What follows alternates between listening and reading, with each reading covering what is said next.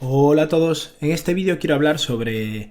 los Atlanta Hawks. Ya he hablado sobre New Orleans a nivel positivo y sobre los Suns como un auténtico desastre, y creo que ahora es un buen momento para hablar de los Hawks, que vendría siendo para mí el tercer gran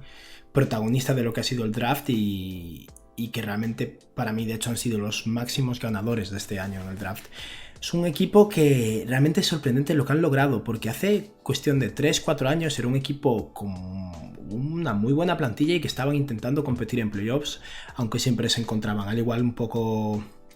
de manera parecida un poco a los Raptors, se encontraban con lo que era el gran muro en el este de LeBron James. Pero de hecho es un equipo que llegó a ganar 60 partidos hace no muchos años, en 2014 si no me equivoco, con Al Horford, Paul Millsap, Al Horford, Kyle Korver, Jeff Teague y bueno, su quinto titular era DeMar Carroll. Pero era un jugador que, o sea, era un equipo que realmente estaban compitiendo y decidieron hacer borrón y cuenta nueva, dejaron que sus jugadores principales se fueran a agencia libre, cambiaron otros jugadores por selecciones de draft, empezaron a tanquear y realmente han tenido, o desde mi punto de vista y sobre todo viendo ahora de cara al futuro, ha sido un proceso muy exitoso porque si lo comparamos con equipos como Minnesota, que lleva años intentándolo, han estado cerca pero al final han fracasado, ellos todavía pueden ser el próximo Minnesota, el próximo futuro con mucho potencial, muchos jugadores jóvenes pero que al final no consiga derivar en victorias, pero al menos de momento parece que no va a ser el caso, o parece que van a conseguir un impacto serio. Ahora mismo estamos hablando de un equipo súper joven que además está posicionado de manera ideal para la agencia libre del año que viene, para redondear ese equipo joven con probablemente algún jugador de gran calibre, algún All-Star. No creo que consigan una superestrella porque no hay tantas en la liga y Atlanta no es un mercado tan atractivo, ¿no? Pero tienen una posición muy buena de cara al futuro y considero seriamente que es posible que Atlanta en unos años sea el mejor equipo del este. Puede que sean los próximos Warriors, como equipo que se ha construido a través del draft, aunque de manera más, digamos, intencionada, en el sentido de que se han esforzado en ser muy malos durante muchos años. Pero actualmente Atlanta tiene una plantilla muy sólida.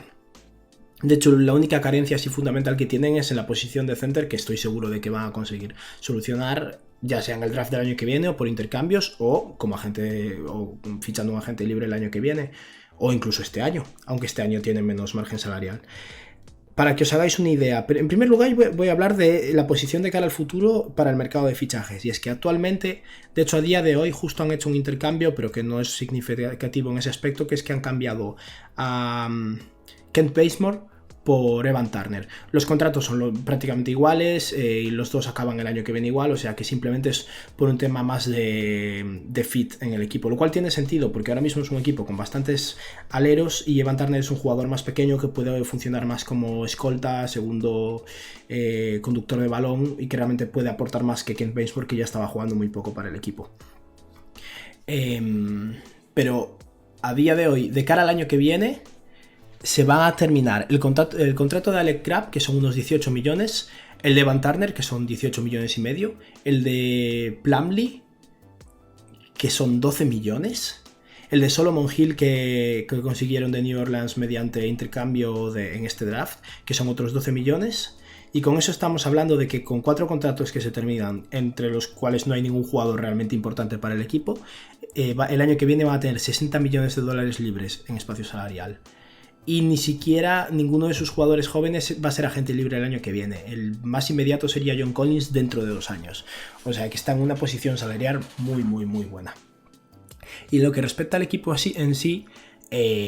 bueno, supongo que más o menos todos sabéis un poco lo que son los jugadores fundamentales de Atlanta, que son Trae Young y John Collins. Trae Young es un jugador que consiguieron el año pasado en el draft, mediante un intercambio por Luka Doncic. O sea, bueno, sí, Luka Doncic y ellos drafearon a Luka Doncic para Dallas, y a cambio Dallas drafeó en la 5ª posición a Trae Young y les dio su primera ronda de este año, de la cual sacaron también oro, he de decir. Pero tienen a Trae Young, que es un base joven, es un auténtico francotirador y es muy buen pasador. Tiene un problema de tamaño, es muy pequeñito y en defensa eso es un problema. los jugadores abusan mucho de él a la hora de atacar porque es que es casi incapaz de defender a nadie. Tampoco es que ponga demasiado esfuerzo, pero aun poniéndolo tendrá dificultades porque es eso, es pequeño y ligero. Pero bueno, al final si pones el equipo adecuado a su alrededor capaz de cubrir esas carencias, lo que él es capaz de aportar en ataque es impresionante. Entonces tienen un base como líder del equipo, un base tirador y súper buen pasador, que es maravilloso para cualquier ofensiva. Y como el segundo jugador principal de los que ya tenían está John Collins. John Collins es un ala pivot o center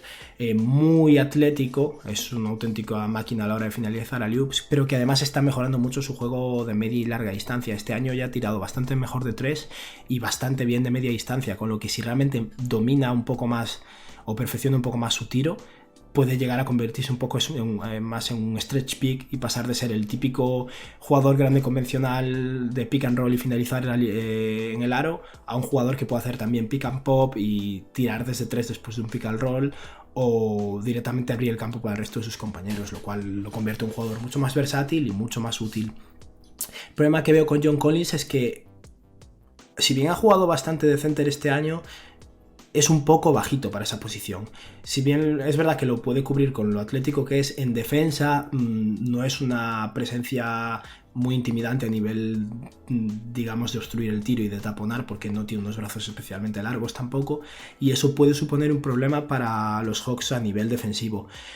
Pero es verdad que desde mi punto de vista lo ideal sería llegar a conseguir que John Collins sea el center del equipo, porque además ahora se juega una NBA mucho más pequeña y mucho más ágil, y él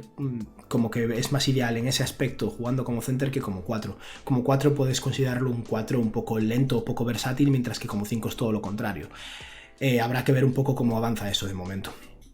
Esos son así los dos jugadores principales que ya tenían. Y eso hay que sumarle a Kevin Huertel, que es un escolta, que drafearon el año pasado, realmente sacaron oro de ahí. Si no me equivoco, fue la selección número 17 o 21, en torno a la segunda mitad de la primera ronda del draft. Y se sacaron un escolta que es un auténtico francotirador y que, si bien es poco probable, al menos desde mi punto de vista, que vaya a acabar siendo un All-Star, estamos hablando de un jugador que yo creo que va a acabar promediando 16-17 puntos por partido, que como probable cuarta opción de un equipo es una maravilla realmente. Con lo que tienen un núcleo joven muy muy bueno, y a ese núcleo joven le acaban de sumar dos jugadores más que son ideales para lo que están buscando. Con la cuarta selección del draft seleccionaron a DeAndre Hunter, que es un 3&D, es un jugador muy versátil en defensa, un alero o a la pivot, depende un poco del juego que pretendan jugar, ¿no? Pero un jugador de ala muy versátil con unos brazos larguísimos y que ha tirado más del 50% de tiros de campo y más del 40% de tiros de 3 en este último año en la universidad, con lo que estamos hablando de un Robert Covington más o menos. Esa es la idea de lo que han conseguido ahí. Un jugador que es ligeramente capaz de generar su propio ataque, pero no demasiado, y yo creo que la NBA, por lo menos en sus primeros años, no lo va a conseguir. Pero es ideal para cubrir las carencias de Trae Young. Y posiblemente si juegan con John Collins de 5, es un 4 muy ágil, muy versátil y capaz en general de mantener el tipo contra la mayoría de 4s de la NBA. Y con la selección número 10 del draft tuvieron la suerte de que Cam Reddish llegara hasta ese puesto, lo cual, si les sale bien, puede ser impresionante. Cam Reddish es un jugador que ha jugado muy mal este año, en su primer año en la universidad, pero que era considerado uno de los mejores jugadores de su promoción. Tiene un talento natural para anotar y para tirar impresionante, es buen penetrador, es muy alto, también tiene los brazos muy largos, por los que, si bien no pone tanto esfuerzo en defensa como DeAndre Hunter, tiene el potencial para ser casi tan buen o tan buen defensor como él, lo cual ayudaría todavía más a cubrir esas carencias defensivas que supone Trae Young. Y realmente, si le sale bien, podríamos hablar de un quinteto de cara al futuro con Trae Young de 1, Kevin Huertel de 2, Cam Reddish o DeAndre Hunter, probablemente Cam Reddish de 3, DeAndre Hunter de 4 y John Collins de 5. Es un quinteto joven impresionante. Y realmente es eso, todavía van a tener el año que viene unos 60 millones más para mejorar y redondear más ese quinteto, o sea que todavía no han acabado. Así que realmente es totalmente digna de valorar la actuación que ha hecho Atlanta en estos últimos años para reconstruir su equipo mucho más rápido de lo que lo consiguen la mayoría de equipos de la NBA cuando lo consiguen, porque hay muchos que fracasan estrepitosamente. Habrá que ver cómo funcionan en la NBA estas dos nuevas adquisiciones y si consiguen un center sólido, porque ahora mismo tienen a Alex Len, o si deciden realmente convertir a John Collins en su center del futuro. Sea como sea, yo tengo mucha fe en que Atlanta va a ser un equipo muy fuerte durante muchos años. A partir de dentro de 2 o 3 años más todavía tienen que desarrollarse más. Pero no le saquéis el ojo de encima. Y eso es todo, espero que os haya gustado y que tengáis un buen día. Adiós.